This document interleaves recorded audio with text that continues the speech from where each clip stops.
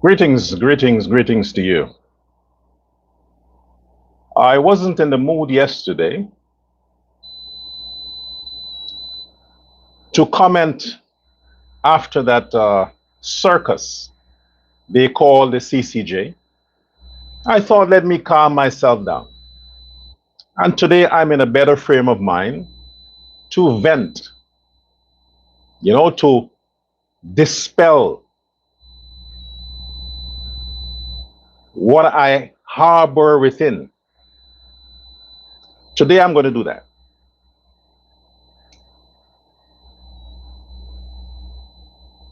The circus they call the CCJ. Welcome to Uncensored Guyana. I'm Dr. L. Prasad. Not just a call name doctor. I do have a PhD. Unlike the idiots on the PNC and that asshole, Mohammed, makes a lot of sense, doesn't it? There are a few things I want to address. And I'm very serious when I'm addressing this.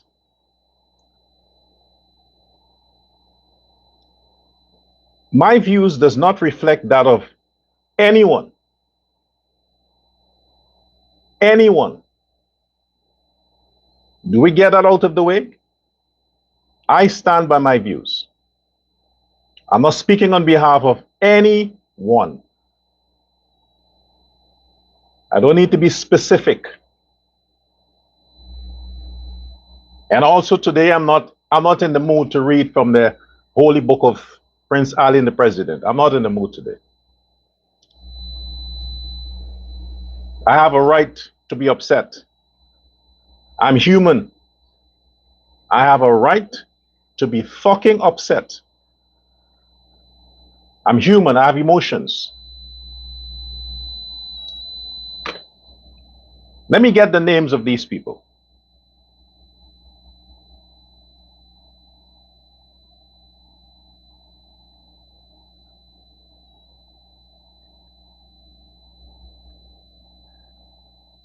I want to talk directly to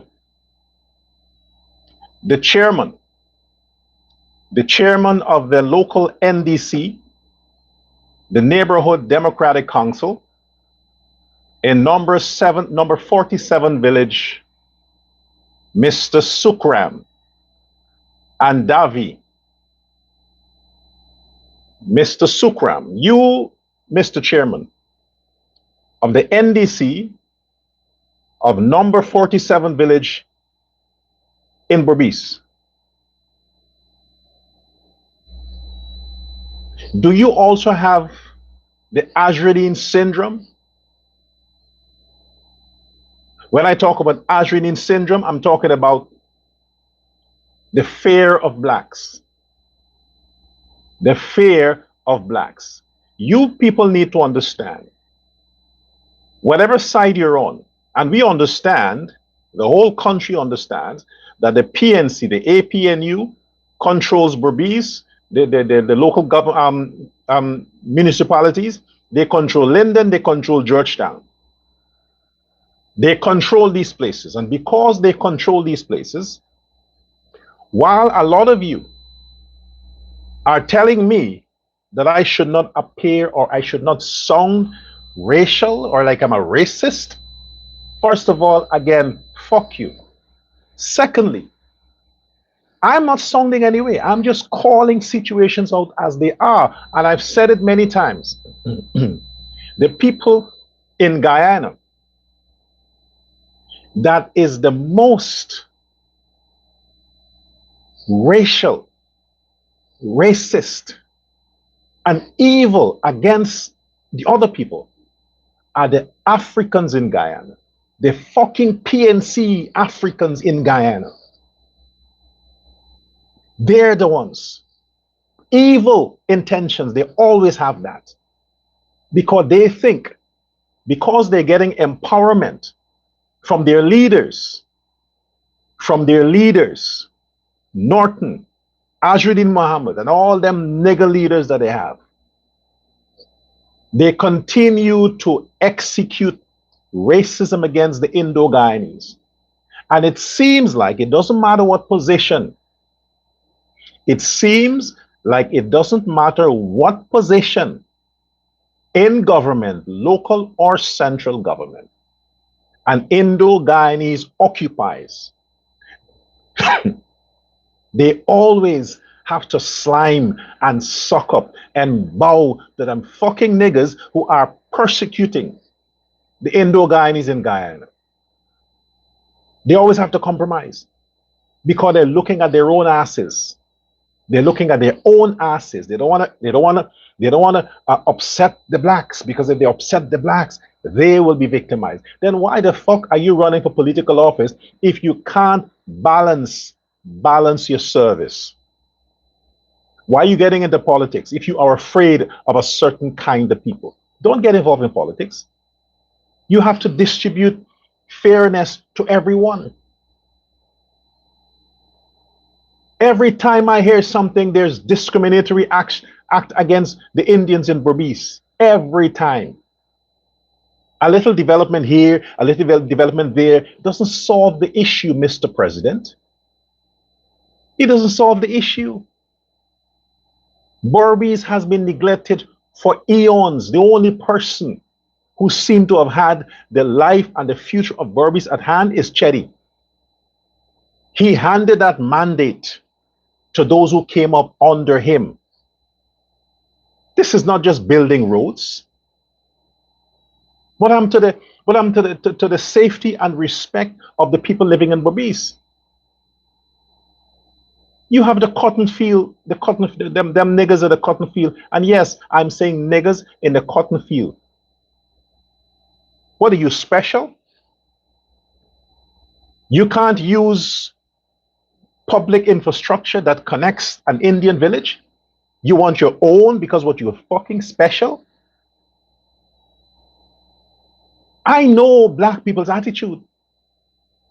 This is not something that requires any investigation. I know black people. They always think that they're so special that they don't want to be a part of anything that involves other people. They want their own roads, their own drains, their own church, their own teachers, their own rice, their own sugar. Everything they want must label blacks, only for blacks. And they're the ones who are pushing segregation. When the white people say, okay, you want your own thing? Go through that door. This is whites only, blacks only. Oh no. They weren't satisfied that they had a special area for themselves. They want to take everything. No, the whites can't have anything of their own. We need to take that too. Nobody interferes with black organization. Nobody gives a fuck what you do. When you are elected as a public official to deliver services to the community, you can't be partisan.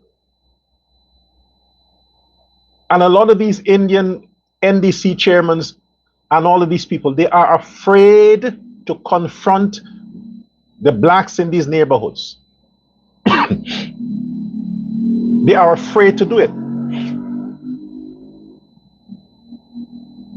I've said it many times. Black people would never turn against black people when the fight is against the common enemy that they all have. And in the Guyana context, President Irfan Ali, you are the enemy. When the blacks see you, they don't see a godlike president.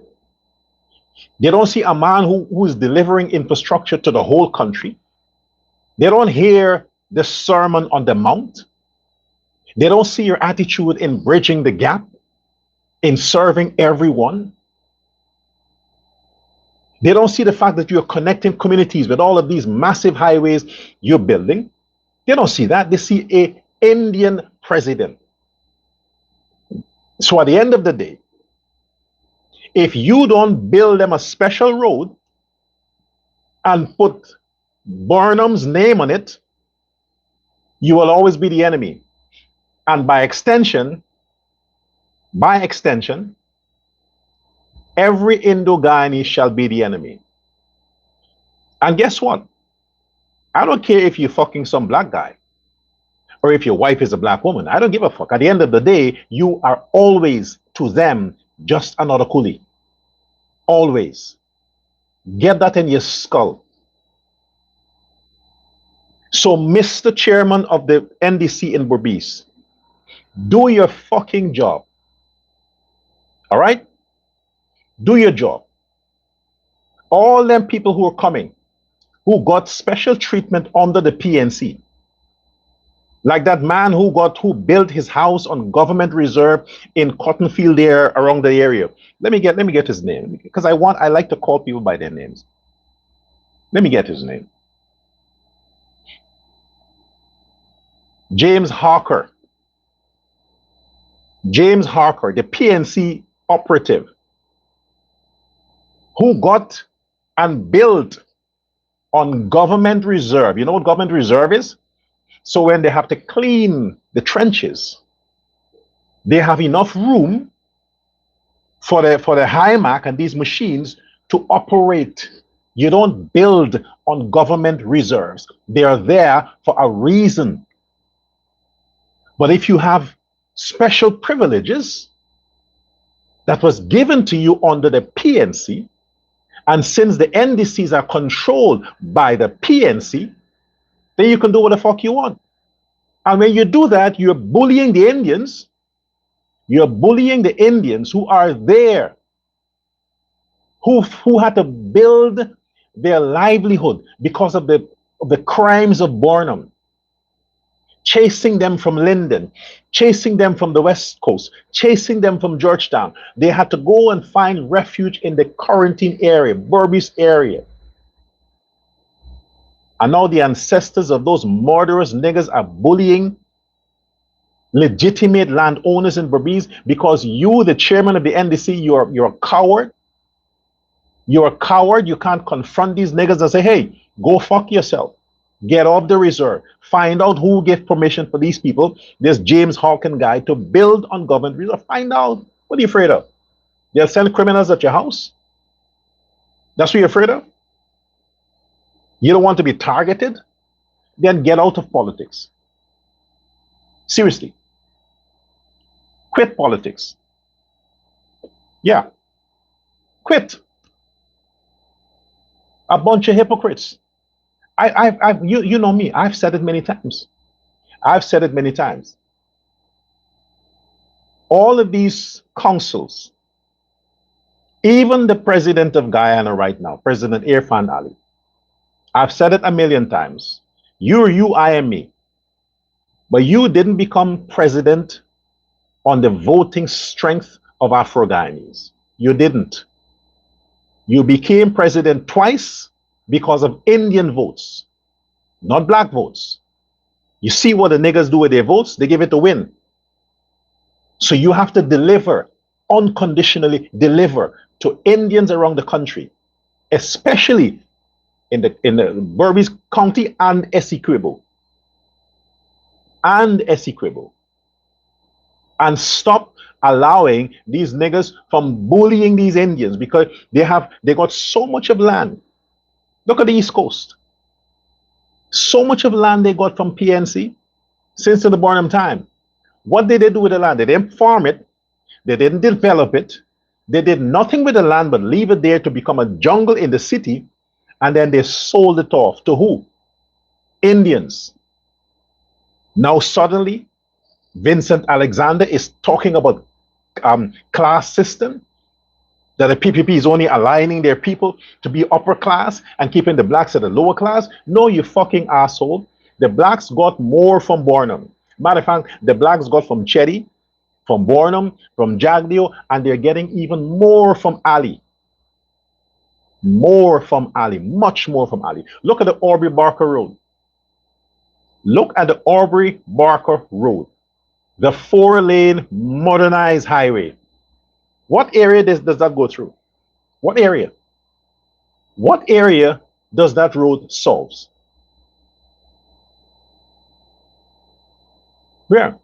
I lived in Festival City. I lived in South Granville there, where the road passes through. I lived there back in the day. It is predominantly blacks. Everything the president does benefits the black people. The least your government can do is to make sure that the Indians are not taken advantage of. Advantage of. And a lot of these black criminals are disguising as pastors. They're disguising as pastors. Yeah. Pastors. Fooling you, fucking your daughters, fucking your wife. And suddenly they're men of God. But while they're doing that at the onset, they are poking and pushing racism and violence in areas that they think has no oversight. And I'm still talking about Cotton Field with this chairman Sukram. Mr. Sukram, if anybody heard, give him a call. The NDC of number 47 village, Mr. Sukram. Stop playing politics with the rights of the people that you should be serving. All right? And this other pastor, you're playing a gangster. This Leon Benjamin. What kind of pastor are you? I got the receipts for you. I heard your files. What kind of a pastor are you? You fucking fly by night. President Ali, your government needs to monitor these people. They just wake up one day and take the Bible and, I'm going to open a church. What qualifies them to be pastors? Anybody can say God anointed them to become I'm called to be a pastor. Bunch of lunatics. They're hiding behind the cloth while at the same time pushing racism against the people that they can't live without. Seriously, let me tell you something. The Chinese can live without Africans. Make a note of that. The Europeans can live without Africans. The Indians, East Indians, origin India, can definitely live without black people. You know who can't live without any of these? Black people. Black people cannot exist without the Chinese, the Indians, or the Europeans. Never. They will go into extinction. They can't exist unless you make sure you emphasize that. Whoever you are, Indian, Chinese, let them niggas know that they can't exist without you. You can exist without them, but they can't exist without you. No matter where in the world you are, let them understand that. And this bullyism has to stop. The bullyism has to stop. I agree with the president. And I'm one of the persons who have been pushing it. That unless the municipalities in Guyana is under 100% control of the People's Progressive Party Civic, Guyana will always be in this issue. Black people build nothing. Nothing. Again, look around you. Almost all the municipalities are controlled by the PNC. Almost all of them. And their problem always is, the central government is not giving us enough money. Always about fucking money. They lack initiative. They lack creativity. So unless they can get some money so they can spend on some more dicks and chicks, the problem is the government. And whose government? The PPP. And who in their mind is the PPP? Indo-Guyanese. So therefore, I am saying this year, this election year, All the Indian brothers and sisters, fuck the ones who support PNC and them win slimers and soup drinkers. Fuck them. They're just like 100. They're not many. They're like a few, just a little bit. Leave them. Forget about them. But the majority of you, don't leave Guyana. For those of you who can return, return. Deliver a bigger victory than you have delivered at the recent elections. Deliver every municipality in Guyana to the PPP. Every municipality, every town council, every mayorship to the PPP. Unless you do that, they would always make sure that they hinder the progress of the country and these neighborhoods. You have to deliver the country in its entirety under the People's Progressive Party's control. Only then these bullyism will stop. Only then. But until then, stand up for yourself. Stand up for yourself. The land doesn't belong to them niggas. It doesn't belong to them. Berbice doesn't belong to black people. Cotton field is cotton field. You know the slave mentality, picking cotton field, yeah. Leave them there. But don't let them cross over in your neighborhood and bully you. Stand up and fight. If the government don't want to fight, you fight. You stand up and fight. If the government don't want to do it, you do it. But like I said, no matter how pissed you are at the Ali government because they're shortchanging the Indo-Guyanese, we don't have another choice. The more the government seem not to be acknowledging the struggles of the Indians, is the more we have to stand and push them. Not to be bitter, and from bitterness you go support Win and these others. No, no, no. The more they seem to turn their back, the more we have to call them out, but we stand consistent, we stand strong. Do not allow your land to be occupied in Berbice, to be bulldozed. Do not allow your property to be damaged. Do not allow them niggas to bully you via the NDCs so that they get their way. Don't allow that. Stand up and fight. You are more in numbers. You are more in wealth. You are more in influence. I 100% mean what I say. So this pastor that's playing gangster, continue.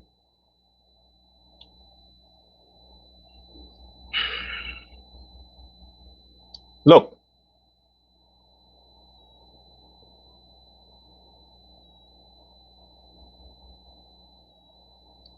let me pull up an article here that the Attorney General talked about yesterday. I have it in front of me, so I'm going to read it for you. Reuters, July 14th, 2023. Oh, July 14th is my father's birth anniversary. He has since passed a few years now, but that's the day he came into this world. 14th of July. I'm the 8th, my father is the 14th. 2023, July 14th. When was the elections? 2025. Almost 2 years. Reuters is an international news agency for years. I forgot how many years they exist. Years, decades and decades. They exist. They cover every part of the globe. And they are the best in investigative reporting.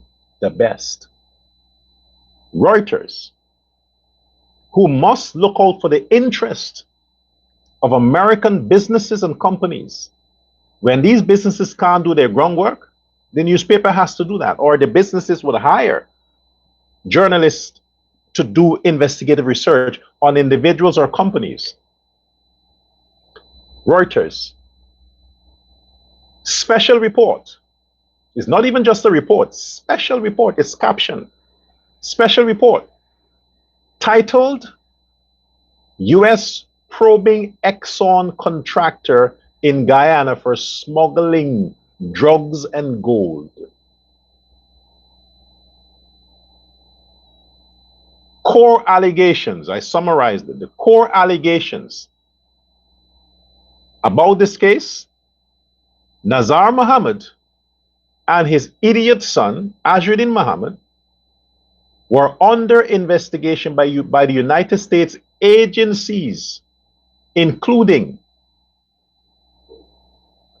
the United States agencies, many, including the DEA, the Drug Enforcement Agency, the FBI, the Federal Bureau of Investigation, and Homeland Security. Homeland Security, that deals with what? Trafficking, border issues, illegal immigrants, guns. That's the level of the agencies that were investigating these two fucking idiots, these disgrace to the Guyanese nation, suspected of smuggling Colombian cocaine, smuggling illegally mined Venezuelan gold, Maduro, money laundering for drug traffickers, and other criminal networks. And other criminal networks. And other criminal networks. They were suspected of, according to Reuters, not according to Alan Nandalal of the Home Affairs Minister of President Ali or the PPP. In 2023,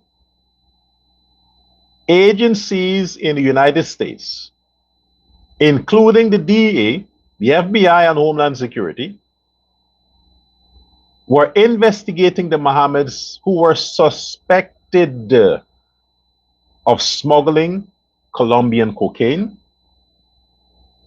illegally mined Venezuelan gold, money laundering for drug traffickers, and other criminal networks. Al-Qaeda, Hamas, Hezbollah, Tren Aragua, you name them, criminal networks and drug traffickers. In my words, it's not the words of the PPP, it's the words of an international news agency that ain't got shit to do with the Mohammeds. They're looking out for the interests of American companies who may not have the time to investigate locals in certain countries they intend to do business. The Americans look out for each other. The alleged trafficking routes mentioned United States, Europe, and the Middle East. Remember, the American ambassador said last month, we're not the only ones who want the Mohammeds. Remember, she said that, right? According to Reuters, the Mohammeds fucked up the Europe and the Middle East. My gosh. My gosh. The two idiots that you saw on that circus of a hearing by the CCJ, and mind you, nobody even thinks of the CCJ. They only exist in two countries, Guyana and Belize, and Barbados, another racist island. No other part of CARICOM, none of the other 17 countries, nations of CARICOM, gives a fuck about the CCJ. The CCJ is irrelevant. Irrelevant. So this Muhammad case made them seem like they're important. Made them seem like they're important. People only tuned in because they want to hear the conviction. They didn't tune in because they want some fucking low rating performance from these men who call themselves judges. Yeah, I say who call themselves judges because I don't call them a judge. They're not even entertainers. Not even entertainers. I'm not bound by whatever rules they have in that case, in that court. I ain't a lawyer.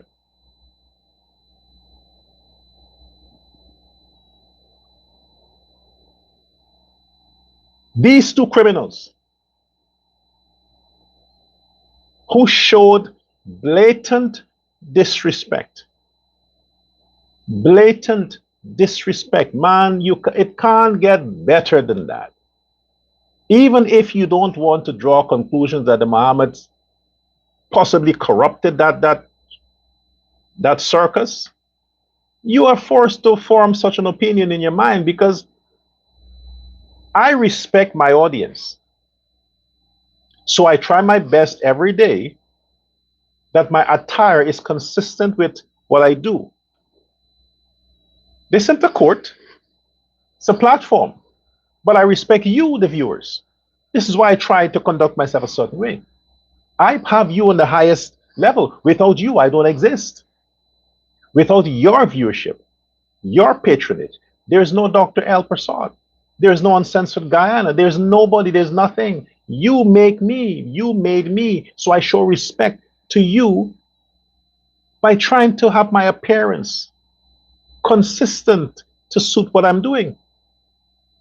Here these two fucking idiots, like father, like son, disregard for the code of conduct, this fucking regard for the code of conduct.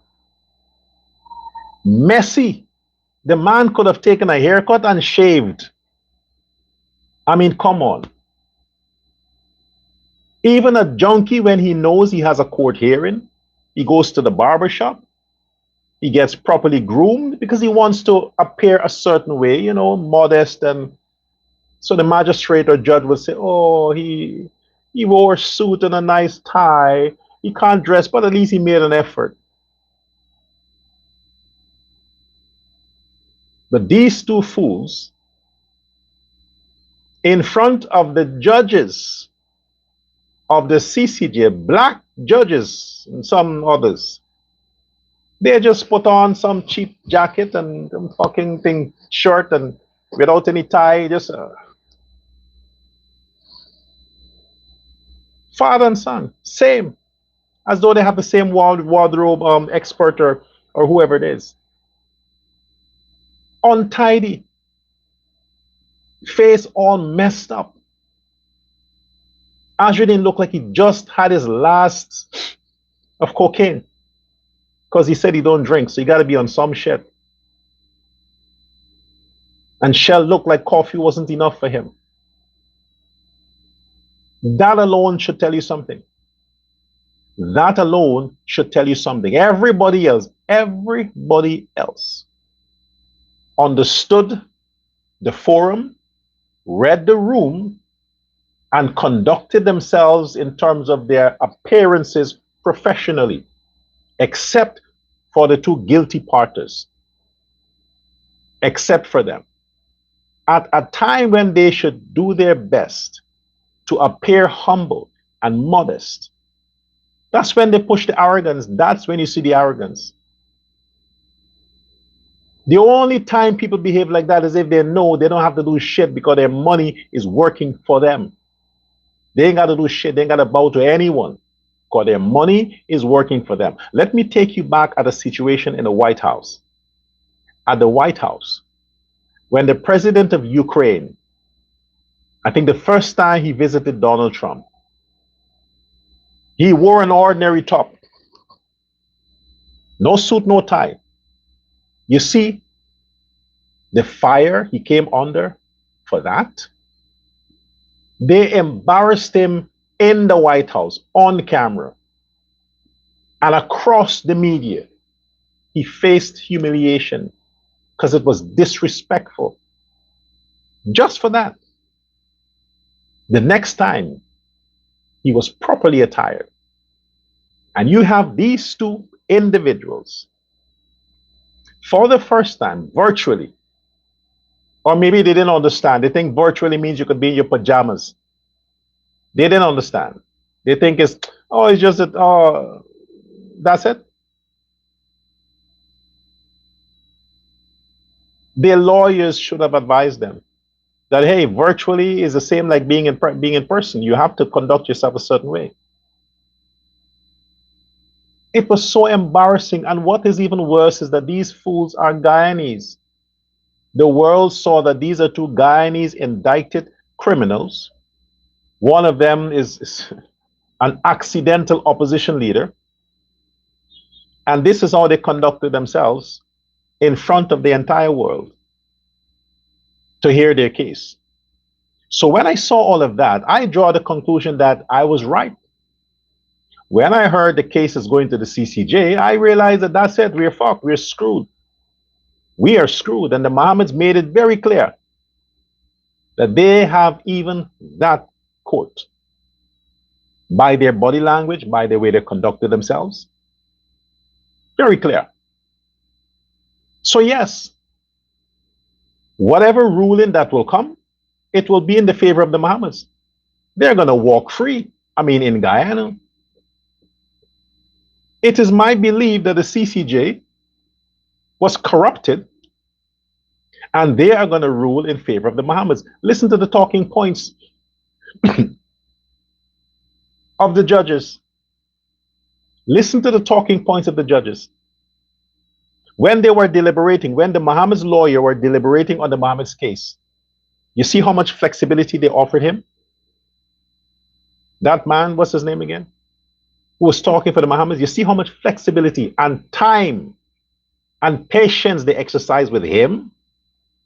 And when our Attorney General,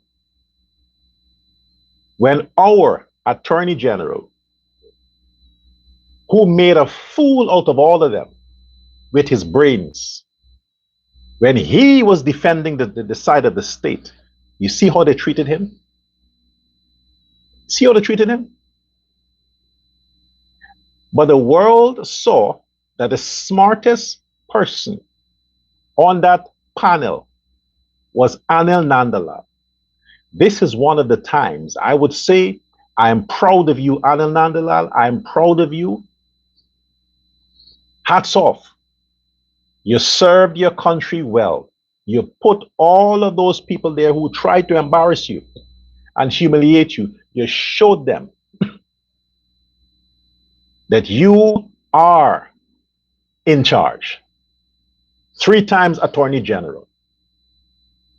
All of them on the panel there who are judges. What did they do? What do they have to their names? What do they have to their names? What? They can't humiliate the Attorney General. They try to do that. They can't do that. The man is a giant. The man is mighty and he's a giant. So whatever they try, however they try to humiliate Anil Nandalal, it failed. So the shit the PNC is pushing, and the hen, that bitch from Mohammed's camp, whatever you're pushing on social media about CCJ, this Jamaican man embarrassed, no, he didn't. None of them did. The only smart person on the panel yesterday was the Attorney General, our Attorney General, Anil Nandalal. He was the brains. He taught them. He was teaching them. Yeah, that was a session in masterclass law. And the person, the star of the moment, was our Attorney General. I understand now why he is Attorney General 3 times. He earned his right yesterday. It's good that the world saw, it's good that everybody saw our Attorney General at his best. It's good. Surrounded by all these enemies who wants to offer favor to the Mohammeds. The Attorney General put them in such a difficult position that they have to really think and think and think and risk their careers if they come back with a verdict in favor of the Mohammeds. The lecture that the Attorney General delivered yesterday to everyone there, they better not fuck it up, because the Mohammeds are celebrating. They think they got a victory. They think they got a victory. That's the assurance they probably they got that, because if you take the money, allegedly, then you don't have to worry. So I looked at the situation and all of the games that are played. Oh, the court case in Guyana is still postponed. So no court case. Now they're free. They're still free. And we don't have a particular day or date or time when we'll come back with our verdict. If memory serves me right, even the Supreme Court of America always let whatever issue, they tell the defendants and everybody, at such a time, we shall return with our verdict. Every court, if it's a week, 7 days, a month, 6 months, a year, they give you specific times when to expect a verdict. Even Judge Judy in Guyana, she always say, I'll come back with my ruling on this matter so and such a time. This is the first time I have heard and witnessed an international court panel of so many judges they went back, took 10 minutes to deliberate what? It took them 10 minutes to decide that they can't tell the public when they can come back with a decision. 10 minutes. So after 10 minutes, they returned to say, well, in fairness, we can't give a particular time when we shall come back with this decision. So in the meantime, nobody say anything about the Mohammeds. The Attorney General, you are prohibited from discussing this case. The courts in Guyana, you cannot further continue this case. All of that is stopped. But for us, in all fairness, we can't say when we can come back with a hearing, with a decision. If it's a week or 2 weeks or a month or 6 months, we can't say. Could be any time. Could be 72 hours. But we can't say when. But in the meantime, these guys are technically free until you hear from us. So nobody plan anything. Don't make any plans. Don't plan a Christmas celebration. Don't plan anything with Trump. Don't prepare no cell. Wait until you hear from us. So everything, democracy in Guyana, law and order in Guyana is put on hold. It's now hijacked. And no one knows the hour or the time when the Savior shall deliver in favor of the Mohammeds. No one knows. So what is there to assume? That the Mohammeds are freed. They're freed. They can plan. They can continue with their lives. He can continue spreading lies and propaganda and fake news about Ali and the government and paying people he can continue that. Nobody can touch them because the CCJ is now their protector, headed by a black man from Jamaica, accompanied by a Nigerian and all the black people. My solution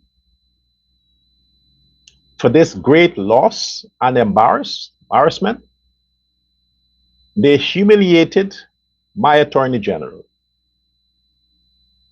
which means they humiliated the PPP, which means they humiliated President Ali's government, which means they humiliated President Ali, which means they humiliated Guyana, which means they humiliated the taxpayers of Guyana, which means, Mr. Attorney General, you should start the process of pulling out of the CCJ. Cut the funding. Pull out.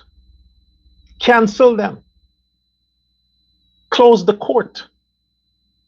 Then they only have to deal with Barbados and Belize. Two nations, only two. Then they can just watch TV all day because they have nothing else to do. 5 hours for that shit show. 5 hours. And all the PNC, the Win people and the Win camp got from that is they humiliate Anil Nandalal. That's all they got. That's all they got. That's what the taxpayers' money of Guyana is going into. Investing in an organization that continues to humiliate President Ali and Guyana. That's all they got. I would like to see Guyana withdraw from the CCJ. Matter of fact, from CARICOM. Get out of CARICOM. Use the building in Guyana, the CARICOM headquarters, for a university, for a school. Educate more Guyanese. Stop funding CARICOM. Stop funding the CCJ. Use our oil money to benefit Guyanese. Our oil money should go towards Guyana and Guyanese, not to fund anything out of Guyana. The CCJ is not serving in the interest of the judicial system of Guyana. You have seen how they tried to embarrass and humiliate our great Attorney General. And if it means President Ali ain't gonna do it, and Attorney General Nandalal has to become president to get out of the CCJ, then I might very well back him to be president so he can pull the fuck out the CCJ. Might very well do that. But that was a humiliating exercise. And so far, the Mohammeds have won. They can celebrate. Yes, Allah bless you.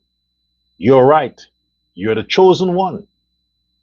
Allah blessed you. Bless you with riches, criminal activities, gold smuggling, drug smuggling, supporting terrorism, supporting drug dealers and criminal enterprises. He blessed you with breaking the laws in Europe and Asia, in Europe and Middle East and America. Just you. And now you find favor in the courts, in the highest court in the Caribbean. I mean, not the Caribbean. 3 countries. Because other countries, their high court is in their country. They don't recognize the CCJ. The CCJ is in Trinidad, but the Trinidadians don't recognize them. The hypocrisy. Close the court down. Get rid of it. Let those judges go back to their countries and serve their nations. Go preside over the Jamaican judicial system and the Nigerian, and wherever you come from, go back there and preside over there. But you had no right to meddle in Guyana's politics. Since the man went to Guyana, since that Jamaican CCJ man went to Guyana and met with Ajuddin Mohammed, then is when I thought, no good can come from this. And now the case ended up at him. And not only that, 5 hours. How long did it took under the Judge Judy the first time?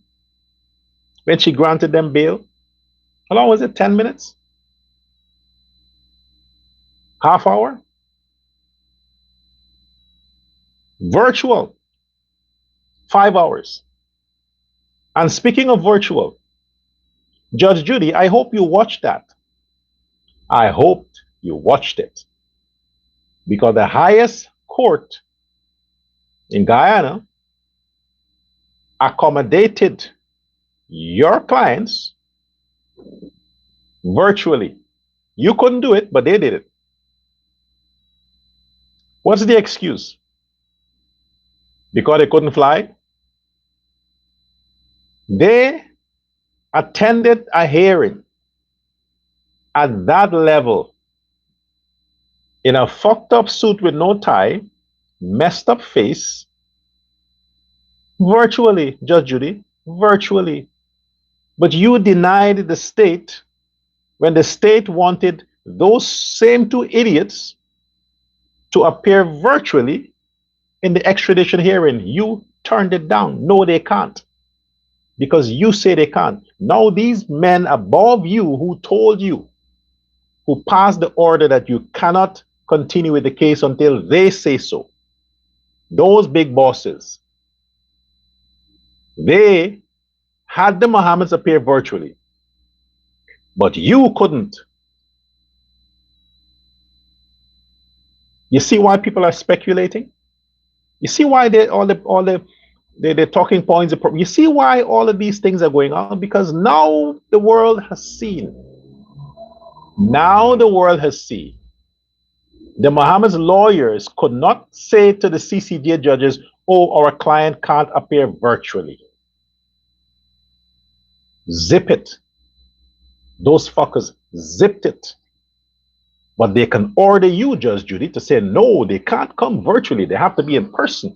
And if they're sick with dengue and heart problems and wax in the ears, no, they can't appear virtually. They have to come in person. And you agreed. So let's see what happens now. Oh, I guess we wouldn't, would we? We wouldn't see what will happen because when the CCJ makes it official, whenever, that the Mohammeds are freed from extradition, blocked the extradition, then I guess we would never find out, would we? If you would have them virtually or not. We would never find out, unfortunately. But I'm saying now, if it so happens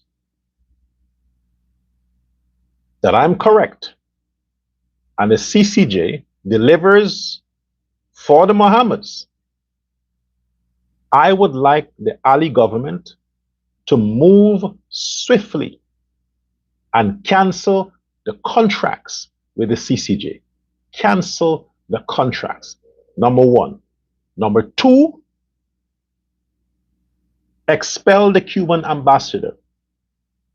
Expel the Cuban ambassador because you stand with America. Our greatest ally, America, Guyana stands with. You cannot afford to have elements within the country threaten that bond and relationship with America. The fact that we might soon have this enormous shame by having the CCJ humiliate Guyana, you, President Ali, and your government, by blocking the extradition for these two idiots, it's time to act. One Guyana, remember? One Guyana. Put interest of Guyana first. Put the interest of the people who supported the PPP first. Anything and everyone else comes after that. Leave the CCJ. Get out of CARICOM. Expel the Cuban ambassador back to Cuba. Don't do anything to piss off the Americans. We can't afford that. Our oil is pumping because America helped. America helped.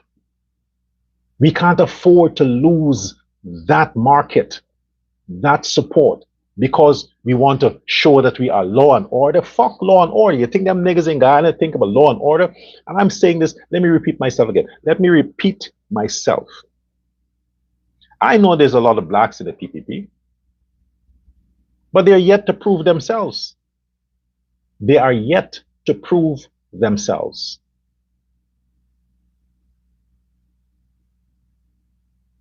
When I say that, I don't mean for them to walk around and and just dilly-dally wherever Ali is, show up and no. I need them to prove themselves vocally. When they see injustices being meted out against other Guyanese, they should use their platform and condemn it in their capacity as individuals, not ministers, individuals. Show that you are not a hypocrite, that you don't have a public face for the Indo-Guyanese, but in private, you're joining with the black to cuss them out. Show that you are one. The Granger government did not accommodate so many Indians, did they? They didn't accommodate. Most of the little services the Granger government gave went towards the blacks. Most of it. But the Ali government, more blacks are benefiting than the Indians. And when you talk about it, they're holding me responsible. I'm pushing segregation. Yeah, well, if you niggas think that I'm pushing segregation, then use your fucking voices and stand up for your neighbor. Stand up for your neighbor. All them niggas in Cotton Field, you know what they're doing to the Indians in the area? Talk about it. Talk against it. In Georgetown, talk against it. You don't want to show that you're racial? Fine. Then the elections is coming up. Vote PPP. For the local government elections, you see that the PPP, despite the fact that they don't control the municipalities, they're the ones who are giving out more to municipalities that are controlled by the PNC, giving monies to these mayors and these people that are spending the money not to develop the communities, but to enrich themselves. Show that you are not racial, you the voters, and vote for the PPP. Then I'll believe it. But don't come and say, oh, this guy that calls himself Dr. Prasad, he's pushing division and he's this. Fuck that. Prove me wrong. But so far, none of you can. None of you can. You can just criticize me, but you have nothing to back it with. None of you can. Look at them. Look at Georgetown. Look at Georgetown. Look at the investment President Ali and his government is putting in Georgetown, Region 4. Look at the massive investment. And who are the constituents in Georgetown? Black people. PNC. PNC. So who's the racist? When Granger was in government, oh, Essequibo, Berbice, oh, they couldn't even think. They couldn't even think of expecting anything from Granger towards predominantly Indian neighborhoods. They couldn't even think about that. That was a far cry. So it seemed like some of that curse followed the Ali government. So only when they get a wake-up call, then you hear infrastructure in Berbice and Essequibo, and only then. But most of the time, they concentrate on black neighborhoods. So let's see. Come next election, this year, vote PPP. Then I'll be nicer to black people. I promise. I'll be nicer.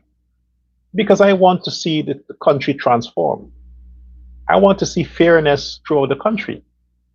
I want to see impartiality. I want to see Ali and his government deliver services throughout the country. But they can't afford to have stumbling blocks. That asshole they call a mayor of Georgetown. He's a log. He's a heavy burden. A heavy burden. Mentor. Remove him. Remove him and all of the others and give the city to the PPP. Then I'll believe. But don't criticize and don't talk your bullshit, but you're still voting for PNC. You're still voting in a mirrored election for PNC candidates. Then you deserve whatever the fuck you're getting. But you see, because Ali and the PPP, they don't bear malice, they're still pumping billions into Georgetown. Billions. And if they didn't take control of the roads, of the streets, Mohammeds will take more of the British spies to come to Guyana and make videos and say, look at Georgetown, the oil-rich nation, and there's garbage everywhere. Well, we want that to stop.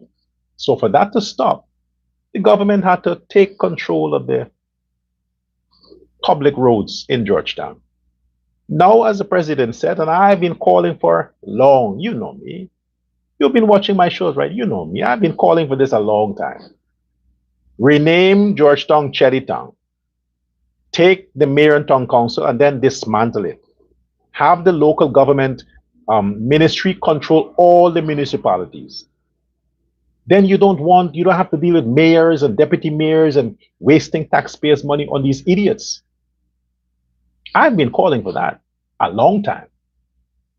But for it to happen, you have to vote for the PPP. I'm not a spokesperson of the PPP. I'm not a spokesperson of President Ali. I'm a spokesperson for me.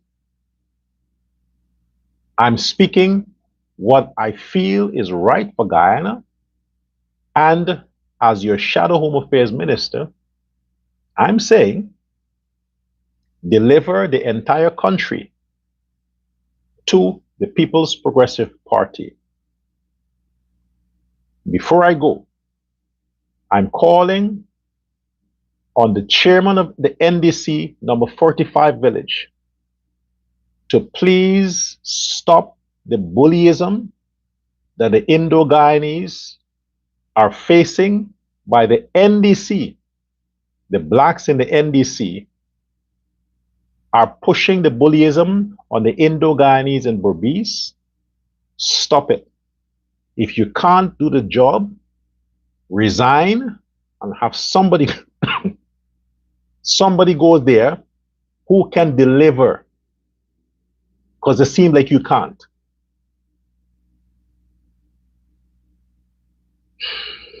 Anyway, my cough is gone. It's almost gone. It's a dry throat. I forgot to drink some water after. So don't get it twisted. Until next time, share this live. I want to hear from you in the comment section. Share this live. Make your comments. Buy a book. Go on Amazon.com. Get a copy of this one or any of the 3 volumes. Get a copy today, because every cent that comes via purchases goes towards the Dorga Foundation that delivers services to everyone, regardless of your race, your nationality, or religious background. Until next time, thanks for your attention.